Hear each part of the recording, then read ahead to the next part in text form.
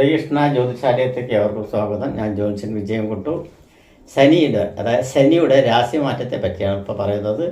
ശനിയുടെ രാശിമാറ്റം തന്നെ പറയുന്നത് എന്താ വെച്ച് പറഞ്ഞാൽ 1200 ആണ്ട് മീനമാസം 15-ാം തീയതി രാത്രി അർദ്ധരാത്രി 12:30 അർദ്ധരാത്രി 30:30 ശനിയുടെ രാശിമാറ്റം. കുംഭൻ രാശി, അത് മകരൻ രാശി കഴിഞ്ഞ് കുംഭൻ രാശി സ്വക്ഷേത്രത്തിലും കഴിഞ്ഞ് ഇപ്പോൾ മീനൻ രാശിയിലേക്കാണ് പ്രവേശനം ചെയ്യുന്നത്. മീനൻ രാശിയിലേക്ക് പ്രവേശനം ചെയ്യുമ്പോൾ മീനമാസം 15-ാം തീയതി അർദ്ധരാത്രി 12 മണി ശേഷം 16-ാം തീയതി ആവില്ല, മലയാള മാസമായ കാരണം. മലയാള മാസം 16-ാം തീയതി ആകണമെങ്കിൽ ഉദയത്തിന് ശേഷം ആവുകയുള്ളൂ. അതായത് 2025 മാർച്ച് 29 അർദ്ധരാത്രി 12:30, അതായത് അർദ്ധരാത്രി 12:30 പറയുമ്പോൾ 29-ാം തീയതി കഴിഞ്ഞ് 30-ാം തീയതി ആണ് ശനിയുടെ രാശിമാറ്റം ശരിക്കും വരുന്നത് എന്നുള്ളത് പറയുന്നത്. പുലർച്ചെ 12:30. അതും മാതൃഭൂമി പഞ്ചമംഗ പ്രകാരം ഉദയത്തിന് ശേഷം 45 നാഴിക കഴിഞ്ഞിട്ടാണ് വരുന്നത്. കറുത്തവാവ് കഴിഞ്ഞ്, അന്ന് കാലത്ത് കറുത്തവാവാണ്. കറുത്തവാവ് കഴിഞ്ഞ് പ്രഥമ പാദത്തിലേക്ക് കിടക്കുന്ന സമയത്താണ് ശനിയുടെ രാശിമാറ്റം വരുന്നത്.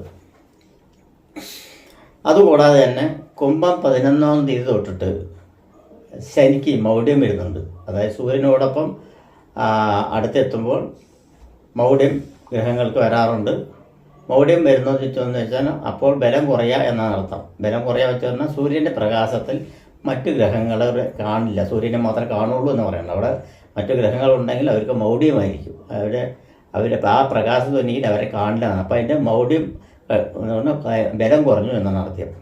11-ാം തീയതി തൊട്ട് മീനം 16-ാം തീയതി വരെയാണ് മൗഢ്യം. അപ്പോൾ മീനം 16 എന്ന് പറയുമ്പോൾ നമുക്ക് മീനം 15-ാം തീയതിയോടെ രാശി മാറുന്നു. മീനം 16-ാം തീയതി വരുമ്പോൾ ഒരു ദിവസത്തെ വ്യത്യാസമുള്ളൂ. എന്നിരുന്നാലും ദുഃഖത്തോടു കൂടിയിട്ടാണ് പോകുന്നത്. കാരണം മകരൻ രാശിയിൽ സ്വക്ഷേത്രത്തിലും സ്വന്തം വീട്ടിൽ നിന്നും മൂലക്ഷേത്രമായിട്ടുള്ള രണ്ടാമത്തെ കുറച്ചുകൂടി ബലമായിട്ടുള്ള ക്ഷേത്രത്തിൽ നിന്നും മൗഢ്യത്തോടു കൂടി, അതായത് കരഞ്ഞുകൊണ്ടുകൂടി പോകുന്ന ഒരു സ്ഥിതിയാണ് കാണുന്നത്. അന്നേക്ക് ഉദയലഗ്നം എന്ന് വെച്ച് പറഞ്ഞാൽ ഉദിച്ച് വരുന്ന ലഗ്നം. ഉദയത്തിന് ശേഷം 45 നാഴിക കഴിഞ്ഞ് വരുമ്പോൾ ലഗ്നം വരുന്നത് ധനുലഗ്നമാണ്. ആ ധനുലഗ്നത്തിൻ്റെ അധിപനായിട്ടുള്ള ഗ്രഹം ആരാണ് ചോദിച്ചു പറഞ്ഞാൽ വ്യാഴമാണ്. അപ്പോൾ ധനുലഗ്നം മാത്രമല്ല, ധനുലഗ്നത്തിൻ്റെ 4-ാം ഭാവം, മീനൻ രാശിയായ 4-ാം ഭാവം കൂടി ഏറ്റെടുത്തുകൊണ്ടാണ് 6-ാം ഭാവത്തിൽ വ്യാഴം നിൽക്കുന്നത്. അപ്പോൾ ദൈവാനുഗ്രഹം ഇല്ല ഈ ശനിയുടെ രാശിമാറ്റത്തിൽ എന്നാണ് പറയുന്നത്. ശനിയുടെ രാശിമാറ്റത്തിൽ ദൈവാനുഗ്രഹം വളരെ കുറവോട് കൂടിയിട്ടാണ് പോകുന്നത്. അതും അവിടെ ഗ്രഹയുദ്ധം നടന്നുകൊണ്ടിരിക്കുകയാണ്. മീനൻ രാശിയിൽ സൂര്യൻ, ചന്ദ്രൻ, ബുധൻ, ശുക്രൻ, രാഹു ഇവരെല്ലാവരും കൂടി ഒരുമിച്ച് നിന്ന് ഗ്രഹയുദ്ധം നടന്നുകൊണ്ടിരിക്കുമ്പോഴാണ് ശനിയുടെ രാശിമാറ്റം സംഭവിക്കുന്നത്. അത് കാരണം വെച്ചാൽ ജനങ്ങൾക്കും മറ്റുള്ളവർക്കും വൻതോതിലുള്ള, അത് സുഖസ്ഥാനമായ ലഗ്നത്തിൽ 4-ാം സുഖസ്ഥാനമായിട്ടുള്ള ഭാഗത്തേക്കാണ് അരസദുഃഖ നിര്യാണകാരക വന്ന രസത്തിൻ്റെയും ദുഃഖത്തിൻ്റെയും രോഗത്തിൻ്റെയും മരണത്തിൻ്റെയും കാരകനായിട്ടുള്ള ശനിയുടെ രാശിമാറ്റം. അപ്പോൾ സുഖസ്ഥാനമായിട്ടുള്ള ഇതിൽ കയറുമ്പോൾ ശനിയുടെ രാശിമാറ്റം കൊണ്ട് ജനങ്ങൾക്ക് വലിയ ഗുണമൊന്നുമില്ല. ഓരോ രാശിക്കാർക്കല്ല, മൊത്തത്തിൽ ജനങ്ങൾക്കും മറ്റുള്ള നമ്മൾ ജീവിക്കുന്ന ജനങ്ങൾക്കും മറ്റുള്ള ആൾക്കും വലിയൊരു ഗുണമൊന്നും പ്രതീക്ഷിക്കേണ്ട.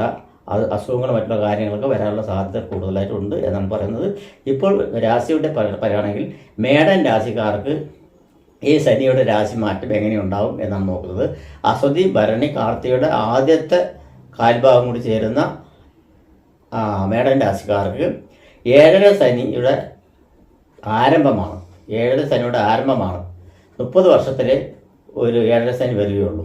7ര ശനിയുടെ ആരംഭഘട്ടമാണ് ഇപ്പോൾ ഉള്ളത്. ഫസ്റ്റ് 1-ാം ഘട്ടം, 2-ാം ഘട്ടം, 3-ാം ഘട്ടം, അങ്ങനെ 3 ഘട്ടം വരും. 7ര ശനി വരുമ്പോൾ ഒരു 2 വർഷം 2.5 വർഷം ആണ് ശനിയുടെ സഞ്ചാരം എന്ന് പറയും. മൊത്തത്തിൽ 7.5 വർഷം പറയുമ്പോൾ 3 പ്രാവശ്യം പറയുമ്പോൾ 7 കൊല്ലം ഏകദേശം വരും. ശരിക്കും പറയുകയാണെങ്കിൽ 2 വർഷം 4 മാസം 22 ദിവസം ഇങ്ങനെയൊക്കെയാണ് ശനിയുടെ രാശിമാറ്റം ഒരു പ്രാവശ്യം നടക്കുന്നത്. പക്ഷേ 2.5 വർഷം എന്നാണ് പറയുന്നത്.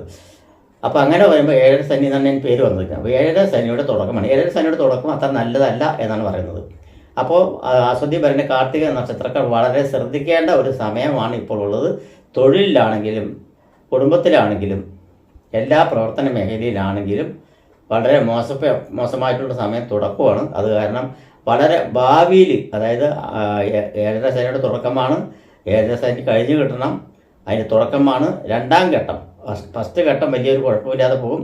2-ാം ഘട്ടം വളരെ കഷ്ടമായിരിക്കും. അപ്പോൾ ഇപ്പോൾ തന്നെ ബാധ്യതകളൊന്നും വരുത്താതെ നോക്കണം എന്നുള്ള പറയുന്നത്. ബാധ്യതകൾ പറഞ്ഞാൽ നമ്മുടെ ധനസേഫ്റ്റി, ധനം പറയുമ്പോൾ എല്ലാം പെടും. ധനം, ആഭരണം, ഭൂമി, സ്വത്ത് എല്ലാം അത് പെടുന്നതാണ്. അതുപോലെ തന്നെ ജോലി, പെട്ടെന്ന് ജോലിയിൽ ഒരു മാറ്റം വേണം, അല്ലെങ്കിൽ ഒരു ബിസിനസ് തുടങ്ങണം എന്നൊക്കെ തോന്നും. അത് തുടങ്ങാതിരിക്കുകയാണ് നല്ലത്, പണം മുടക്കിയിട്ട് ചെയ്യാതിരിക്കുകയാണ് നല്ലത്. കാരണം വരാൻ പോകുന്ന ഭാവി എങ്ങനെയുണ്ടോ അതിനനുസരിച്ചാണ് നമ്മളൊരു ബിസിനസ് തുടങ്ങുന്നത്. ഭാവി നല്ലതല്ല എന്ന് തന്നെ പറയാം. അപ്പോൾ അങ്ങനെയുള്ള കാര്യങ്ങളൊന്നും തീരുമാനമെടുക്കരുത്. അതുപോലെ തന്നെ വിദേശത്തേക്ക് പോയി അലസത കൂടാതെ കഴിയേണ്ടി വരും. വിദേശത്തേക്കൊക്കെ പോയി കഴിഞ്ഞു പറഞ്ഞാൽ അലസതയോടുകൂടി കഴിയേണ്ടി വരും എന്നൊക്കെയാണ് ഈ ഏഴസനിയുടെ തുടക്കത്തിൽ പറയുന്നത്. അതുപോലെ തന്നെ കുടുംബത്തിൽ നിന്നും അകന്നു നിൽക്കേണ്ട സാധ്യതകളെല്ലാം ഉണ്ടാവും. സന്താനങ്ങളെ കൊണ്ടുള്ള ബുദ്ധിമുട്ടുകളും മറ്റുള്ള കാര്യങ്ങളും അവരുടെ തലവേദന പിടിച്ച ഓരോ പ്രവർത്തനങ്ങളും സഹിക്കേണ്ടി വരും എന്നൊക്കെ പറയുന്നത്. അതുപോലെ തന്നെ പോലീസ്, ഗവൺമെൻറ് സംബന്ധമായിട്ട് ജോലിയിൽ പഠിക്കുന്നവർക്കെല്ലാം പ്രതിസന്ധികൾ ഒരുപാട് വരാനുള്ള സാധ്യതയുണ്ട്. അതുപോലെ തന്നെ നാവികസേന, കരസേന, വ്യോമസേന എന്നുള്ള ജവാന്മാർ, മിലിറ്ററി സംബന്ധമായിട്ടുള്ള ആളുകൾ, അങ്ങനെയുള്ളവർക്കെല്ലാം വൻകിട ദോഷങ്ങളും ആപത്തുകളെല്ലാം വരുവാനുള്ള സാധ്യതയുണ്ട്. മെഡിക്കൽ സംബന്ധമായിട്ടുള്ള പ്രവർത്തന മേഖലയിൽ പ്രവർത്തിക്കുന്നവർക്കും ദോഷങ്ങളാണ് കൂടുതലും വരാനുള്ളത്. ഏഴസനി കൊണ്ട് ആർക്കും ഇതൊരു ഗുണമൊന്നും കിട്ടിയിട്ടില്ല, ദോഷങ്ങളൊക്കെയാണ് കിട്ടിയിട്ടുള്ളൂ. ബലവാനായിട്ടുള്ള ദശാകാലങ്ങൾ നടക്കുകയാണെങ്കിൽ അതിന് ശമനം ഉണ്ടാവും എന്നുള്ളതിൽ തീർച്ചയാണ്. പക്ഷേ സംഭവിക്കേണ്ടത് എന്തായാലും സംഭവിക്കും. അതിൻ്റെ കാഠിന്യം കുറഞ്ഞിരിക്കും എന്ന് മാത്രമേ ഉണ്ടാവുകയുള്ളൂ. അപ്പോൾ മേടൻ രാശിക്കാർ വളരെ സൂക്ഷിക്കണം. മെക്കാനിക്കൽ സംബന്ധമായിട്ടുള്ള വർക്ക് ചെയ്യുന്നവരും ഗവേഷണ മേഖലയിൽ വർക്ക് ചെയ്യുന്നവരും, വെറുതെ റോക്കറ്റ് വിഷയം വേണം അങ്ങനെയുള്ള ഇത്, അതുപോലെ വൻകിട മെഡിസിൻ കണ്ടുപിടിക്കാൻ വേണ്ടിയിട്ടുള്ള ചിലവുകൾ എല്ലാം ഈ രാശിക്കാർക്ക് പ്രവർത്തന മേഖലയിൽ ഇരിക്കുകയാണെങ്കിൽ എല്ലാം പരാജയപ്പെട്ടു പോകും എന്നുള്ളതാണ് പറയുന്നത്. അത് കാരണം സൂക്ഷിച്ച് കൈകാര്യം ചെയ്യാം. വാഹനയാത്ര, മറ്റുള്ള കാര്യങ്ങളെല്ലാം ശ്രദ്ധിക്കുക. അതുപോലെ തന്നെ ഉള്ള ജോലി കളയാതെ സൂക്ഷിക്കുക. മറ്റുള്ള ജോലിക്കോ അല്ലെങ്കിൽ ഒരു ബിസിനസ് തുടങ്ങിയിട്ട് വേറെ ബിസിനസ് തുടങ്ങാനോ ഒക്കെ നിൽക്കരുത് എന്നാണ് പറയുന്നത്. അത് ദോഷത്തിന് ഇടയാക്കും എന്ന് തന്നെ പറയാം. അത് കാരണം കൊണ്ട് തന്നെ വരാൻ പോകുന്ന കാലം അത്ര സുഖകരമല്ല എന്നുള്ളതാണ് പറയുന്നത്. അധ്യാപകന്മാർക്കും വിദ്യാർത്ഥികൾക്കും അതുപോലെ തന്നെ പഠനത്തിൽ മെഡിക്കൽ സംബന്ധമായിട്ടുള്ള മെഡിക്കൽ സ്റ്റുഡൻറ്റുകൾക്കും അതുപോലെ തന്നെ തെറാപ്പിസ്റ്റുകൾക്കും അതുപോലെ തന്നെ മെഡിക്കൽ മേഖല, ആരോഗ്യ മേഖല, അല്ലെങ്കിൽ ആയുർവേദ മേഖല, ഹോമിയോപ്പതി മേഖല എന്നീ മേഖലയിൽ പ്രവർത്തിക്കുന്നവർക്കും അതുപോലെ തന്നെ രാഷ്ട്രീയത്തിൽ പ്രവർത്തിക്കുന്നവർക്കും വളരെ ദോഷകരമാണ്. അതുപോലെ തന്നെ അബദ്ധത്തിൽ പോയി ചാടാതിരിക്കാൻ പ്രത്യേകം ശ്രദ്ധിക്കണം എന്നുള്ളതാണ് പറയുന്നത്. അതുപോലെ തന്നെ സിനിമയിൽ ബന്ധപ്പെട്ടിരിക്കുന്നവർക്കെല്ലാം നഷ്ടങ്ങൾ വരുവാനുള്ള സാധ്യത കൂടുതലായിട്ട് തന്നെ കാണുന്നുണ്ട്. നഷ്ടത്തിൻ്റെ ഒരു പട തന്നെ വരുവാനുള്ള സാധ്യതയുണ്ട്.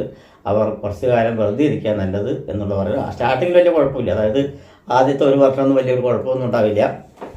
പക്ഷേ രണ്ടാമത്തെ ഘട്ടം കടന്നു കിട്ടാൻ ഭയങ്കര ബുദ്ധിമുട്ടാണെന്ന് പറയുന്നത്. അത് ഞാൻ പിന്നീട് പറയാം, അടുത്ത രാശി മാറ്റത്തിൽ പറയാം.